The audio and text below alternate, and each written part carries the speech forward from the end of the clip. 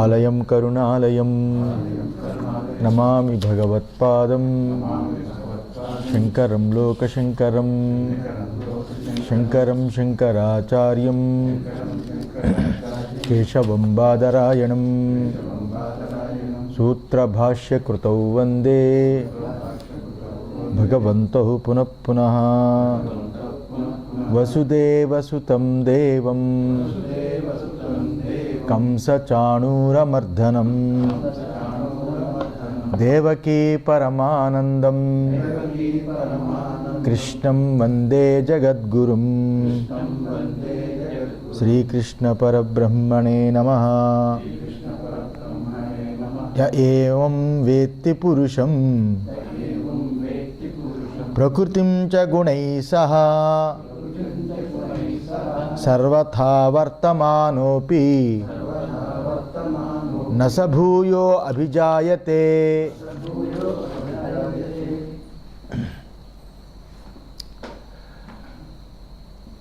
ఈ పరమార్థ దృష్టితో అయితే ఆ బ్రహ్మజ్ఞాని ఆత్మజ్ఞాని ఎవడైతే ఉన్నాడో అలాంటి వాడు భూతము భవిష్యత్తు వర్తమానము అని త్రికాలమందు కూడా కర్తృత్వము లేనివాడు. అతని యందు కర్మలు ఎప్పటికీ అంకురించవు, మొదలు కావు. అందువల్ల ఆ కర్మల ఫలము కూడా అతనికి అంటూ ఉండదు. భవిష్యత్తు కలగడం అనేది కూడా లేదు. భవిష్యత్తు అనేది కూడా భవిష్యత్తు అంటే జ్ఞానం కలిగిన తరువాత కర్మలు ఉండవు, కర్మ ఫలము జన్మాంతరము ఉండదు. ఇందువల్ల నిజంగా పుట్టింది ఏదైతే ఉంటుందో అది తప్పకుండా మరణించి తీరాలి. కానీ జ్ఞాని ఎప్పుడూ జన్మించుట లేదు.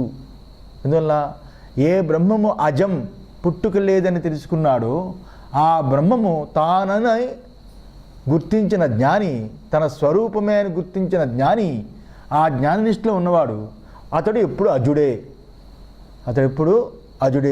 ఎందుకంటే శాస్త్ర దృష్టితో చూచినప్పుడు అతను సాక్షాత్తు పరమాత్మయే. నా జాయతే మ్రితేవా కదాచిత్, ఎప్పుడు కూడా పుట్టుక లేనివాడు, మరణం లేనివాడు. దీనిని చెప్పడానికి ఇక్కడ ప్రారంభమవుతుంది. ప్రశ్న సమాధాన రూపకంగా వ్యవహార దృష్టినే ఇక్కడ చూపిస్తున్నాడు.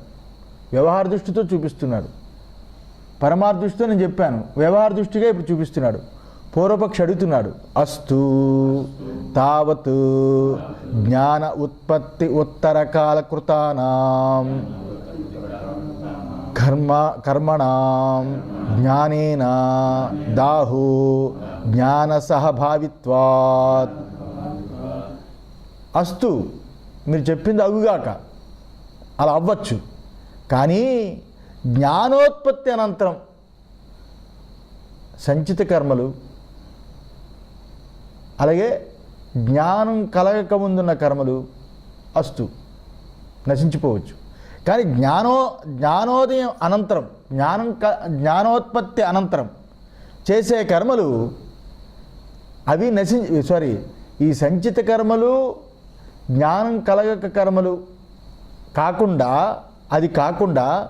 జ్ఞానోత్పత్తి అనంతరం, జ్ఞానం కలిగిన తరువాత కర్మలు ఏవైతే ఉన్నాయో అవి జ్ఞానయుక్తములై ఉన్నాయి కాబట్టి, జ్ఞానంతో కూడుకుని ఉన్నాయి కాబట్టి, జ్ఞానం కలిగిన తర్వాత ఏవైతే ఆత్మజ్ఞాని చేసే కర్మలు ఉంటాయో ఆ కర్మలన్నీ కూడా జ్ఞానంతో కూడుకుని ఉంటాయి కాబట్టి అవి జ్ఞానంతో కాలిపోతుందంటే సరిపోతుంది.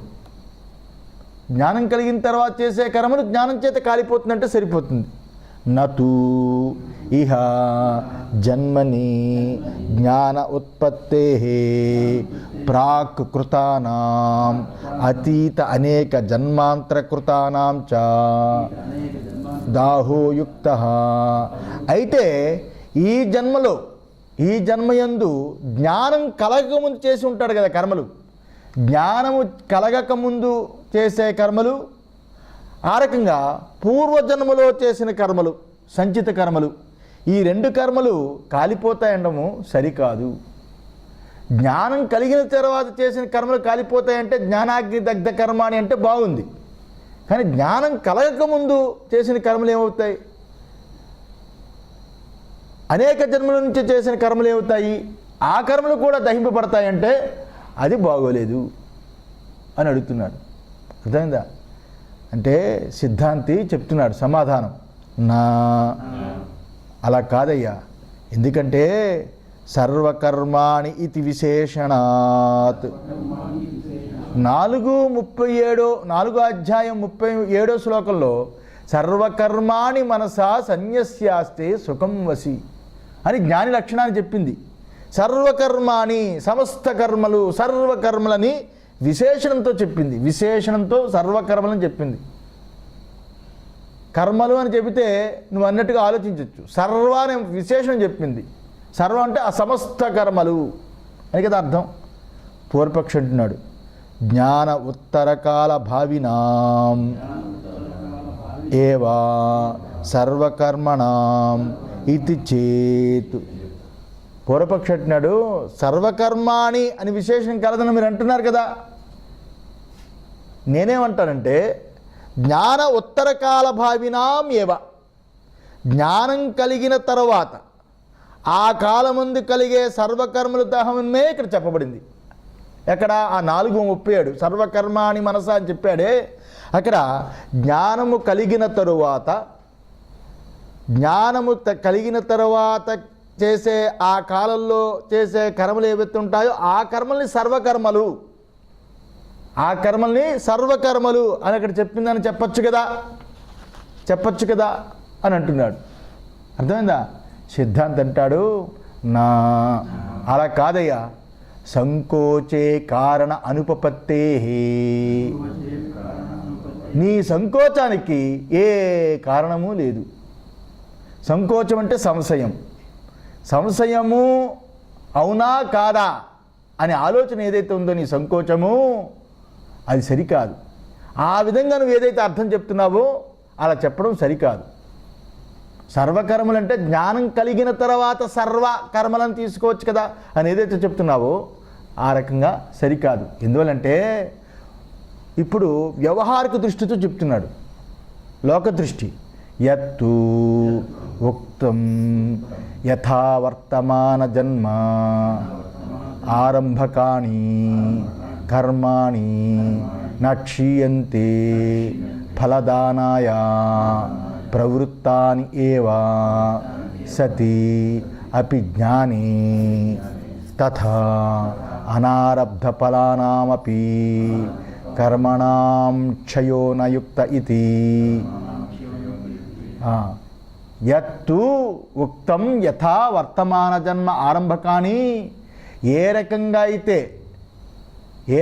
అయితే ఇప్పటి అంటే వర్తమాన జన్మలో కలుగు చేసి ఉన్న కర్మలు, వర్తమాన జన్మలో కలుగు చేసినటువంటి కర్మలు ఫలాన్ని ఇవ్వడానికి ఏ రకంగా ప్రారంభించి ఉన్నాయో, ఇప్పుడు కర్మలు వర్తమాన ఫలాన్ని ఇవ్వడానికి ఏ రకంగా ఫలాన్ని ఇవ్వడానికి ప్రారంభించి ఉన్నాయో అవి జ్ఞానం ఉండినా నాశనము కావో అని అర్థం. అంటే అర్థం ఏమిటి? జన్మ అనేది వచ్చేసింది. సంచితమైన పూర్వజన్మ అనేక జన్మల చేత కలిగిన పాపపుణ్యముల యొక్క రాశి చేత ఆ రాశిలో దాన్ని తెచ్చుకొని జన్మ పొందాం. ప్రారంధవశాత్తు ఈ జన్మను పొందాము. అలాంటి జన్మ ఆత్మజ్ఞానం కలిగినా ఇది ఏ రకంగా నాశనము కాదో, ఆ జన్మకి సంబంధించిన సుఖము దుఃఖము కష్టము నష్టము అనేది ఏ రకంగా అనుభవిస్తూ ఉంటాడో ఆత్మజ్ఞాని అని అర్థం. అనుభవిస్తూ ఉంటాడో, ఇది వ్యవహారిక దృష్టితో చెప్తున్నాడు. అనుభవిస్తూ ఉంటాడో తథా ఆ రకంగానే ఫలము ఇవ్వకుండా ఉన్న కర్మలు సంచిత కర్మలు ఏవైతే ఉన్నాయో అవి నాశనం అవుతుంది అనేది యుక్తము కాదు అని మేము వెనక్కి చెప్పాము. ఫలము ఇవ్వకుండా ఉండే కర్మలు ఏవైతే ఉన్నాయో, ఫలము ఇవ్వకుండా ఉన్న కర్మలు సంచిత కర్మలు ఏవైతే ఉన్నాయో అవి నాశనం అవుతుంది, అది యుక్తము కాదని నువ్వు ఏదైతే వెనుక చెప్పావో అది సరికాదు. ఇప్పుడు ప్రారంధ కర్మ ఏదైతే ఉన్నదో అది అనుభవిస్తున్నాం. ఇంకా సంచిత కర్మలు ఏవైతే ఉన్నాయో అవి నాశనం కాదని నువ్వు చెప్తున్నావే అది యుక్తం కాదు.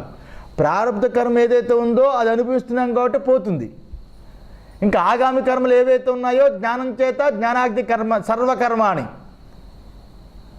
సంచితం ఏదైతే ఉందో అది మాత్రం మిగిలిపోతుంది. నువ్వు ఏదైతే అంటున్నావో అది సరికాదు. అర్థమైందా? అనేక జన్మల నుంచి చేసిన సంచితమైన కర్మ ఏదైతే ఉందంటున్నావో అది నాశనం కాదని నువ్వేదైతే చెప్తున్నావో అది సరికాదు. అర్థమైందా? తదాసత్తు, అది సరికాదు.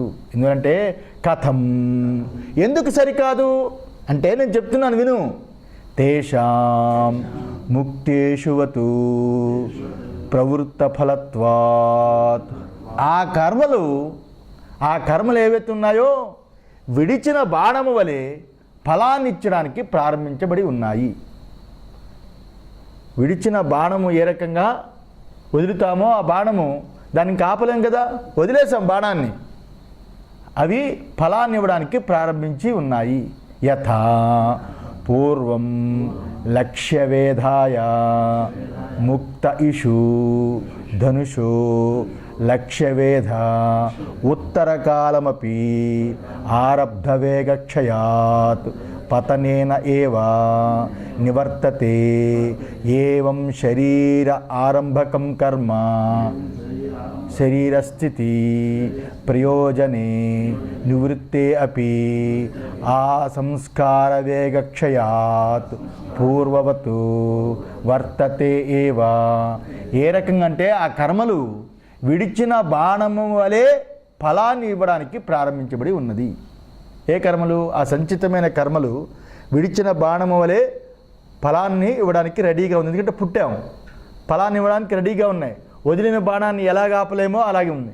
ఏ రకంగా అంటే మొదటి గురిని చూసి లక్ష్యవేధాయ, గురిని చూసి ఆ భేదించుటకని గురిని చూసి ఆ విల్లు నుండి విడవబడిన బాణము గురిని ఛేదించిన తర్వాత గురిని ఛేదించిన తర్వాత అది మందవేగమై అని, వేగక్షయాత్ మందవేగమై అది ఊరక పడి ఉండినట్లు శరీరాన్ని కలిగి చేసిన కర్మ శరీరం ఉండునంత వరకు ఏవైతే కావలసిన ప్రయోజనం లేకపోయినా ఆ సంస్కార వేగము ఏ రకంగా వదిలిపెట్టేసిన వేగము ఏ రకంగానో ఆ రకంగా పూర్వజన్మ సంస్కారం యొక్క వేగము క్షయమయ్యే వరకు మొదటి వలె ఉండి తీరుతుంది. అర్థమైందా? వదిలేసిన బాణము ఏ రకంగా అయితే వదిలి గురి తీసి ఆ గురిని వదిలేటప్పుడు ఆ వేగంతో కూరుకుని వెళుతుంది, ఆ వేగంతో కూరుకుని వెళ్ళి ఆ గోలుని పొందుతుంది. వదిలేసిన బాణాన్ని మళ్ళీ తిరిగి వెనక్కి తీసుకోలేం కదా. ఏ రకంగానో సంచిత కర్మల చేత కలిగిన ఈ ప్రారంధమనే ఈ శరీరము వదిలేసిన బాణం లాంటిది, వచ్చేసింది జన్మ. అలాంటి జన్మ శరీరము కలిగి చేసిన కర్మ ఏదైతే ఉన్నదో ఆ శరీరం ఉండడానికి కావలసిన ప్రయోజనం ఆత్మజ్ఞానికి లేకపోయినా, ఆ ప్రయోజనం లేకపోయినా జ్ఞానం కలిగింది, ఇంక శరీరంతో వాడికి ప్రయోజనం లేదు. ఆ ప్రయోజనం లేకపోయినా వదిలిసిన బాణం వలె ఆ సంస్కారం యొక్క వేగం యొక్క చేత వచ్చేసింది. ఆ సంస్కార వేగము అయినంత వరకు మొదటి దాని వలె ఇది ఉండే తీరుతుంది. ఇదే దృష్టి వ్యవహారిక దృష్టి. నిన్న మీరు అడిగిన ప్రశ్న, ప్రారంధం ఉన్నంత వరకు శరీరము జ్ఞానికైనా ఉంటుంది.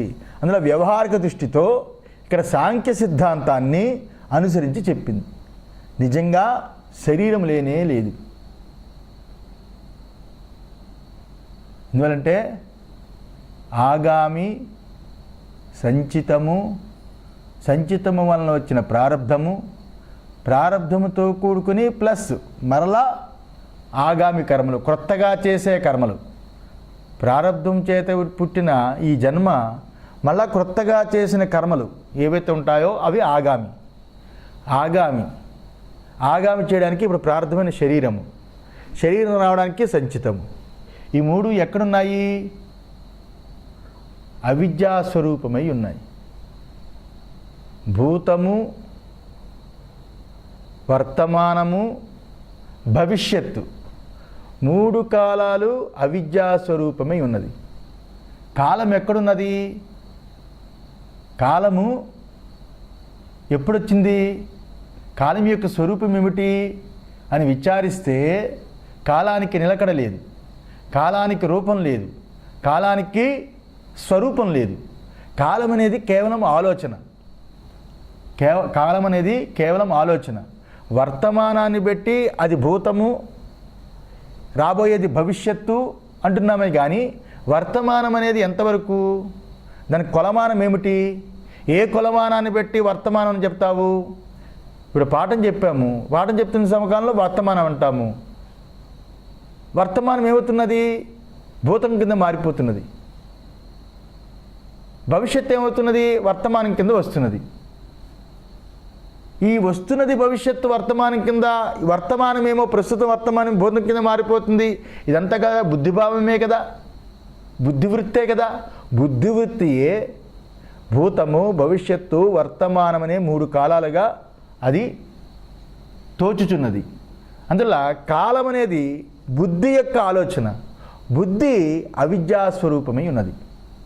దేశకాలాలతో ఏదైతే నానాత్వాన్ని భావిస్తుందో, దేశకాలాదులతో కూడుకుని ఏదైతే సంచితము,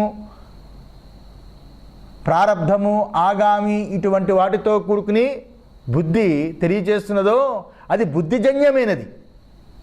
బుద్ధియే అవిద్యాస్వరూపమైనది. అలాంటి బుద్ధితో కూడుకుని జ్ఞాని ఉండడు. అలాంటి ఈ యొక్క వ్యవహారికమైన ఆలోచనతో కూడుకుని ఈ భూతము, భవిష్యత్తు, వర్తమానమనే కాలానుగుణంగా, దేశానుగుణంగా నానాత్వంతో కూడుకున్న బుద్ధితో కూడుకుని జ్ఞాని ఉండడు. జ్ఞాని దేనితో ఉంటాడు? సాక్షి అనుభవం, స్వరూపమైన తానైన సాక్షి స్వరూపంగా నిలిచిన తత్వంతో ఉంటాడు. ఒక సామాన్య మానవుడి కంటే మేధావి ఎందుకు గొప్ప? సామాన్య మానవుడు శరీరంతో ఉండి తన శరీర పోషణ కోసము, తన శరీరం కోసము, తన శరీరానికి సంబంధించిన బంధువులు, మిత్రులు, వ్యక్తుల కోసము దానికి సంబంధించిన స్వార్థమైన ఆలోచనే ఉంటుంది. వాడికంటే మేధావి ఎందుకు గొప్ప అంటాము? వాడికి ఆలోచన ఉండదు, అంటే శరీరం మీద దృష్టి ఉండదు. వాడికి బుద్ధి మీద దృష్టి ఉంటుంది. బుద్ధి మీద దృష్టి ఉంది కాబట్టి మేధావి అని అంటాము. ఆ మేధావిని వాడు ఏం ఆలోచిస్తాడు? తన కోసం, తన పిల్లల కోసం, తన వ్యక్తిత్వం కోసం, తన స్వార్థం కోసం వదిలిపెట్టి సమాజం కోసం ఆలోచిస్తాడు. సమాజం కోసం ఏది చేయాలి, కొత్తది ఏది కనిపెట్టాలి, కొత్త విషయాన్ని ఏది ఇంట్రొడ్యూస్ చేయాలని బుద్ధితో ఉంటాడు. దేహంతో ఉన్నవాడు స్వార్థపరుడు, బుద్ధితో ఉన్నవాడు మేధావి. జ్ఞాని స్వార్థపూరితమైన శరీరంతో ఉండడు, మేధావితనంతో కూడుకున్న బుద్ధితోటి ఉండడు. దేంతో ఉంటాడు? బుద్ధికి, శరీరానికి ఆవలున్న సాక్షి అనుభవంతో ఉంటాడు. అలాంటి సాక్షి అనుభవంతో చూచిన ఆ జ్ఞానికి ప్రారబ్ధము లేదు, సంచితము లేదు, ఆగామి లేదు. ఇక్కడ చెప్పిన వర్తమాన కాలాన్ని దృష్టిలో పెట్టుకుని ఇక్కడ వ్యవహారిక దృష్టితోటి చెబుతున్నాడు. పరమార్థంగా అయితే ఆయన కాలాతీతుడు, సర్వాతీతుడు. అలాంటి జ్ఞానికి ఏమీ లేదు. ఇది వ్యవహార దృష్టితో చెప్పాడు. వదిలిపెట్టిన బాణం ఏ రకంగా ఆ గోలుని చేరక తప్పదో, అలాగా ఆ సంచితం నుండి వదిలిపెట్టిన బాణము లాంటిది ఈ ప్రారబ్ధము, ఈ శరీరము. ఈ శరీరము ఉన్నంత వరకు శరీర కర్మ క్షయించే వరకు కర్మ చేస్తూనే ఉంటుంది. ప్రారబ్ధము అనుభవిస్తూనే ఉంటుంది. కొత్త కర్మ చేయుడు, పాత కర్మ జ్ఞానం చేత నశించిపోతుంది అని తాత్కాలికంగా వ్యవహార దృష్టితో ఇది చెప్పింది అని అర్థం చేసుకోవాలి. స ఏవ ఇషు ప్రవృత్తి నిమిత్త అనారబ్ధ వేగ తు అముక్తో ధనుషి ప్రయుక్త అపి ఉపసంహ్రియతే తథా అనారబ్ధ ఫలాని కర్మాణి స్వాశ్రయస్థాని ఏవ జ్ఞానేన నిర్బీజీక్రియతే.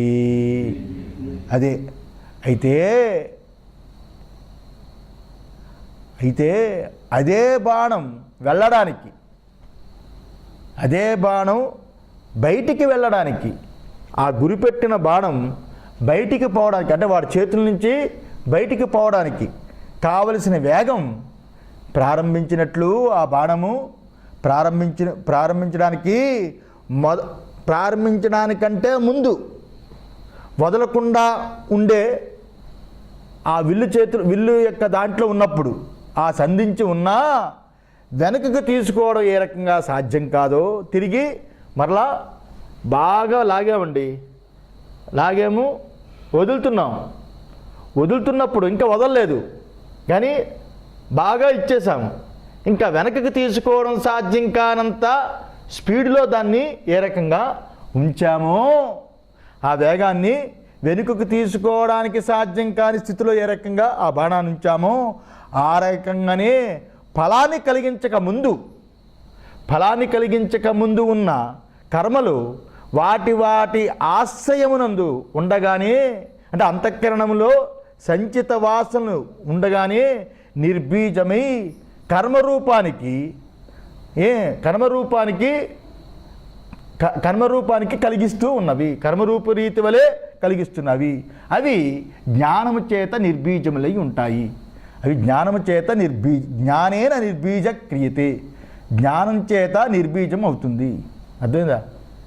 ఏదైతే బాణము ఇషు ప్రవృత్తి నిమిత్త అనారబ్ధ వేగాతు అముక్తో ధనుషి వేగంగా నిర్గమించడానికి సిద్ధపడి ఉన్న బాణము ఉపసంహరించడానికి కూడా వీలు లేనప్పుడు, ఆ ఫలము కలగ చేయకుండా ఉన్న సమకాలంలో ఆ కర్మలు వాటి ఆశ్రయం ఉన్నప్పుడే జ్ఞానము చేత ఆ కర్మలు వాటి ఆశ్రయం ఉన్నప్పుడే జ్ఞానము చేత నిర్బీజమై అవుతుంది అని అర్థం కదా, నిర్బీజమై ఉంటుంది. అంటే ఇక్కడ ఏంటంటే కర్మలు ఏవైతే ఉన్నాయో జ్ఞానము చేత నిర్బీజము చేయుట, కర్మలు ఏవైతే ఉన్నాయో జ్ఞానము చేత నిర్బీజము చేయుట అంటే ఏమిటి? అసత్యత్వమును, ఆ కర్మల యొక్క అసత్వమును, అంటే అవి సత్తు కాదు.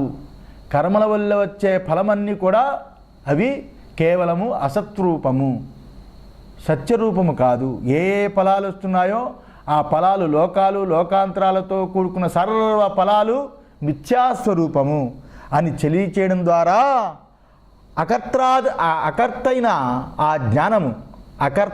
ఆ జ్ఞానము చేత కర్తృత్వంతో కూడుకున్న ఆ ఫలాలు ఏవైతే ఉన్నాయో ఆ ఫలాలన్నీ కూడా అసత్స్వరూపములు, మిథ్యాస్వరూపములు, తప్పు తెలివి ఈ రకంగా తెలిపి అకర్త జ్ఞానం చేత ఆ తప్పు తెలివిని బాధించడం చేత కర్మలన్నీ నిర్బీజములైపోతాయి, సర్వనాశనం అవుతాయి అని అర్థం. కర్మల యొక్క ఫలము రెండూ నాశనమయ్యి బ్రహ్మరూపకంగా మిగులుస్తాయి. అర్థమైందా? ఇది ఇక్కడ అర్థం అవుతాయి. ఇతి పతతే అస్మిన్ విద్వత్శరీరే నస భూయో అభిజాయతే ఇతి యుక్తం ఏవా ఉక్తం ఇది సిద్ధం. అందువల్ల జ్ఞాని శరీరము పడిపోయిన తర్వాత, పతితే అస్మిన్ విద్వత్శరీరే, జ్ఞాని శరీరము పడిపోయిన తర్వాత నసభూయో అభిజాయతే, మరలా అతడు పుట్టడు అని చెప్పింది యుక్తమే అని ఇక్కడ చెప్తున్నారు. జ్ఞాని శరీరం పడిపోయిన తర్వాత ఇందువల్ల వదిలిపెట్టిన బాణం లాంటిది అని కదా వ్యవహారిక దృష్టి. ఇది కూడా వ్యవహార దృష్టి చేతనే చెప్పబడింది, వ్యవహారిక దృష్టి చేతనే చెప్పబడింది. ఆత్మకి జ్ఞాని యొక్క స్వరూపం ఏమిటి అంటే వ్యవహారంలో ఇలా చెప్తే కానీ అజ్ఞానికి అర్థం కాదు. రమణ మహర్షి జ్ఞాని అని, రమణ మహర్షి యొక్క జ్ఞాని అజ్ఞానం 100 మంది చెప్పినా గొప్పది కాదు. జ్ఞానం కోసం అజ్ఞానికి ఏం తెలుస్తుంది? సూర్యుడి యొక్క ప్రకాశం చీకటికి ఏం తెలుస్తుంది? సూర్యుడి ప్రకాశం చూద్దామనుకుంటే చీకటి దాని స్వరూపం కోల్పోతుంది, సర్వము వెలుతురై వ్యాపించబడుతుంది. చీకటికి సూర్యుడి యొక్క వెలుతురు ఏం తెలుస్తుంది? అజ్ఞానికి జ్ఞాని యొక్క వ్యవహారము, జ్ఞాని యొక్క స్వరూపం ఏం తెలుస్తుంది? అందువల్ల అజ్ఞానికి తెలియదు. కాబట్టి ఇక్కడ భాష్యకారులు ఇక్కడ ప్రారబ్ధం అనేది ఉంటుంది, ఆ ప్రారబ్ధం తీరిన తర్వాత నసభూయో అభిజాయతే, మరలా పుట్టడు అని ప్రారబ్ధాన్ని అజ్ఞానుల దృష్టిలో వాళ్ళకి అర్థం అవ్వాలని ఆ రకంగా తీసుకుని చెప్పాడు. అసలు జ్ఞాని దృష్టి ఏమిటి? ఇది వ్యవహార దృష్టే, అజ్ఞానికి అర్థం కావాలని చెప్పింది. జ్ఞాని దృష్టి ఏమిటి? అసలు జ్ఞాని ఏం తెలుసుకున్నాడు? ఆత్మకి పుట్టుక కానీ మరణం కానీ లేనే లేదని కదా. నా జాయతే మ్రీతేవా కదా, పుట్టుక లేదు చావు లేదు. పుట్టుక లేదు చావు లేదని తెలిసినప్పుడు నేను ఈ ప్రారంధాన్ని అనుభవిస్తున్నాను, పుట్టాను కాబట్టి ప్రారంధాన్ని అనుభవిస్తున్నాను, ప్రారంధం అయిపోయిన తర్వాత నాకు ఇంకా జన్మ లేదు అనుకుంటాడా? ప్రారంధం అయిపోయిన తర్వాత నాకు ఇంకా జన్మ లేదు అంటే మరణించిన తర్వాత ఇంకా నాకు ప్రారంధం అయిన తర్వాత మరణమే కదా, మరణం అయిన తర్వాత మనకి జన్మ లేదంటే పుట్టాను మరణించాను అని రెండు ఒప్పుకున్నట్టుగా అయింది కదా. ఏం చెప్తుంది శాస్త్రము? కదాచిత్, అది విశేషణ అక్కడ. ఎప్పుడూ కూడా నా జాయతే మ్రియతేవా, పుట్టుక లేనివాడు చావు లేనివాడు, ఆత్మ పుట్టుక కానీ మరణించుట కానీ లేనే లేదు అనేది ఉత్తమ సిద్ధాంతం. ఉత్తమ సిద్ధాంతం.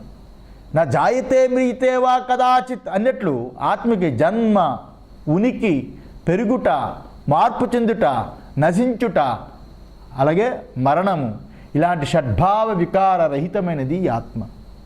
అందువల్ల జ్ఞాని యొక్క దృష్టి ఎలా ఉంటుంది? జ్ఞాని యొక్క దృష్టి ఎలా ఉంటుంది అంటే, నా ఆత్మ, ఈ ఆత్మ అయమాత్మ బ్రహ్మ, ఈ ఆత్మ ఏదైతే ఉన్నదో ఈ ఆత్మ సర్వులకి ఆత్మ అయిన పరమాత్మ అని కదా జ్ఞాన దృష్టి ఉంటుంది. సర్వులు అజ్ఞానులు నేను జ్ఞానం తెలుసుకున్నాను, మళ్ళా నాకు పుట్టుకున్నది అనుకుంటాడా? ఈ ఆత్మ అయమాత్మ బ్రహ్మ, ఈ ఆత్మ ఏదైతే ఉన్నదో సర్వులకి ఆత్మయి ఉన్నది అని కదా తెలుసుకుంటాడు. ఈ ఆత్మయే పరమాత్మ, ఈ ఆత్మే పరం బ్రహ్మ, ఇదే గొప్పదైన ఆత్మ పరం బ్రహ్మ అని అతనికి తెలుసుకున్నవాడు, అతనికి ఏ కర్మలు ఉంటాయి? సర్వులకి ఆత్మయి ఉన్నది, ఆత్మ నేనై ఉన్నాను అన్నాడు. ఆత్మ అవయవరహితుడని తెలుసుకున్నాడు. అవయవరహితుడైన ఆత్మని తెలుసుకొని తన స్వరూపంగా తెలుసుకున్నవాడు ఏ అవయవాలతో కర్మలు చేస్తాడు? అవయవరహితమైనది కదా. అవయవాలన్నీ ఏదైతే తన యందు కనిపిస్తున్నాయో, సర్వ అవయవాలు ఏవైతే కనిపిస్తున్నాయో ఆ అవయవాలతో సర్వకర్మలు జరుగుతున్నప్పుడు ఆ కర్మలన్నీ తన విభూతి అనుకుంటాడు. ఏవైతే నానాత్వంతో కూడుకుని పశుపక్షాదులు మొదలుకుని పక్షులు ఆకాశంలో రెపరెపలాడుతూ ఎగురుతున్నా, నేల మీద 4 కాళ్ళు జంతువులు నడుస్తున్నా, పశువులు గడ్డి మేస్తున్నా, అలాగే మానవులు వాళ్ళ విహారయాత్రలు నానా రకాలు కార్యక్రమాలు చేస్తున్నా, అన్ని పశువులు, పక్షులు, చెట్లు, పుట్టలు, మానవులు సర్వ యొక్క శరీరాది యొక్క అవయవాల అంగాలన్నీ కూడా ఏవైతే ఉన్నాయో సర్వము తన యందు ఏవైతే ఉన్నాయో సర్వము ఏదైతే తోస్తున్నాయో అన్ని అవయవాలు తానే అనుకుంటున్నాడు. ఏ అవయవాలతో చేసినా ఆ అవయవాలు తాను చేస్తున్న కర్మ అనుకుంటున్నాడు. ఇందువల్ల ఈ తాను సర్వ అవయవాలతో కూడుకున్న సర్వ ప్రాణులకి ఆత్మీయ ఉన్నదని తెలుసుకున్నాడు. ఆత్మీయుందని తెలుసుకున్నాడు. సర్వ అవయవాలతో కూడుకున్న సర్వ ప్రపంచము తానైన ఆత్మగా తెలుసుకున్నవాడు ఈ స్వార్థపూరితమైన ఈ యొక్క శరీరంతో నేను ముక్తిని పొందుతాను చచ్చిన తర్వాత అని వైయక్తికమైన శరీరాన్ని పెట్టుకొని వాడు ముక్తి గురించి ఆలోచించాడు. సార్వత్రికమైన దృష్టితో ఆత్మజ్ఞానాన్ని పొందాడు. ఆత్మే వేదం సర్వం అని ఈ రకంగా తెలుసుకున్నాడు. అలాంటి వాడికి ఏ కర్మలు ఉండవు. సర్వ ఉపాధులతోటి ఈ ఉపాధి మెర్జడ్ అయిపోయింది, అంతేనా, కలిసిపోయింది. వాడికంటూ ఉపాధి లేదు. సర్వ ఉపాధులు వాడు ఉపాధి. వైశ్వానరుడు సర్వ ఉపాధుల యొక్క శరీరంతో కూడుకున్న అవయవాలతో కూడుకున్న వ్యవహారాలు తన వ్యవహారాలే. ఎవరి యొక్క సంచితం వీడికి వస్తుంది? ఎవరి యొక్క ఆగామం వీడికి వస్తుంది? ఎవడి ప్రారంధాన్ని అనుభవిస్తున్నాడు? వీడిదంటూ ఒక శరీరము వైయక్తికంగా లేదు కదా. సార్వత్రిక దృష్టి కలిగింది, వైయక్తిక దృష్టి పోయింది, వ్యక్తిగత దృష్టి పోయింది, సార్వత్రికమైన దృష్టి కలిగింది. అలాంటి వాడికి ఏ కర్మలు ఉండడం లేదు. అందువల్ల అతనికి ఏ కర్మ ఫలభోగము లేదు. ఏ కర్మ ఫలభోగము వాడికి లేదు. అందువల్ల కర్మలే ఆయనకి లేనప్పుడు వాడికంటూ ఇండివిజువల్గా ఒక భోగాన్ని అనిపించడానికి ఏమున్నది? ఒక లోకాన్ని పొందడానికి ఏమున్నది? ఒక లోకానికి పొందుతామంటే ఆ లోకానికి ముందే తన ఆత్మస్వరూపం ఉన్నది. లోకాలు లోకాంతరాలతో కూడుకున్న సర్వ దేవతలకి తానే ఆత్మయున్నాడు. సర్వ దేవతలు ఏ దివ్యమైన శరీరాలతో ప్రకాశించబడుతున్నారో ఆ దివ్యమైన శరీరాల్లో ఉన్నవాడు స ఏకః, ఈ స్వరూపమైన ఆత్మయే అని తెలుసుకున్నవాడు. ఆ దివ్య శరీరాలు, ఈ భవ్య శరీరాలు, అన్ని శరీరాలకి ఇతడే ఆత్మయున్నాడు. ఆ దివ్యమైన శరీరాలతో వాళ్ళు ఏవైతే శుభకర్మలు చేస్తున్నారో, ఈ భవ్యమైన శరీరాలతో ఎవరైతే శుభ అశుభ కర్మలు చేస్తున్నారో, అన్ని కర్మలు, అన్ని అవయవాలతో జరుగుతున్న కర్మలన్నీ తన యందే జరుగుతున్నవి. ఏ అవయవంతో కూడుకుని నేను అనుకుంటే కదా వాడికి ఆ సంచితము, ప్రారంధము, భోగము. ఏ అవయవాలతో కూడుకుని నేను అనుకోవటం లేదు, సర్వ అవయవాలతో కూడుకున్న తాను అని అనుకుంటున్నాడు. అలాంటి వాడికి ఎవరికి ఉంటుంది? అందువల్ల అలాంటి వాడికి ఫలభోగం కూడా లేదు. ఆత్మయే నా స్వరూపము అయి ఉన్నందున నాకు ఎప్పటికీ జన్మ అనేది లేనే లేదు. జన్మ అనేది లేనే లేదు. అసలు నేను పుట్టనే లేదు. అజాయమానో బహుదా విజాయతే, పుట్టుక లేని వాడిని నేను.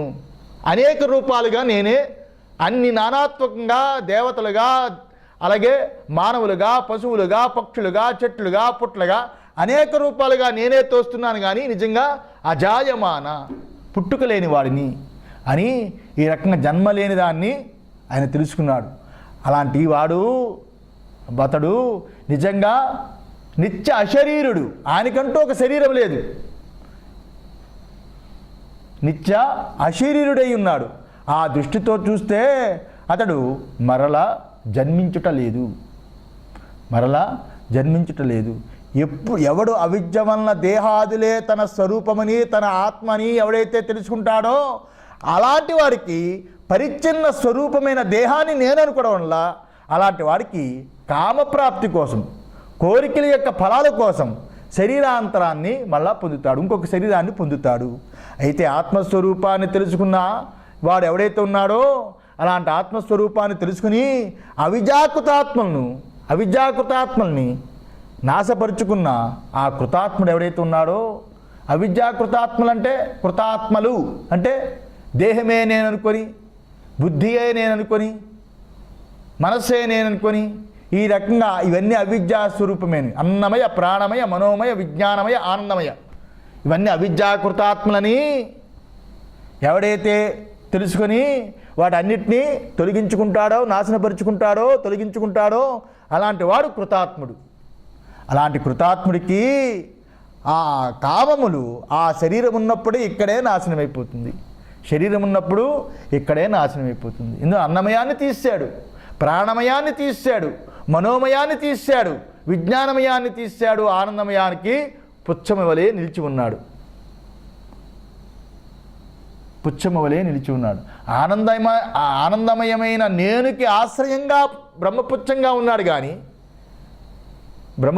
ఉన్నాడు కానీ నేనులో బ్రహ్మము లేదు, బ్రహ్మము యందే నేను నిలిచి ఉన్నది అని.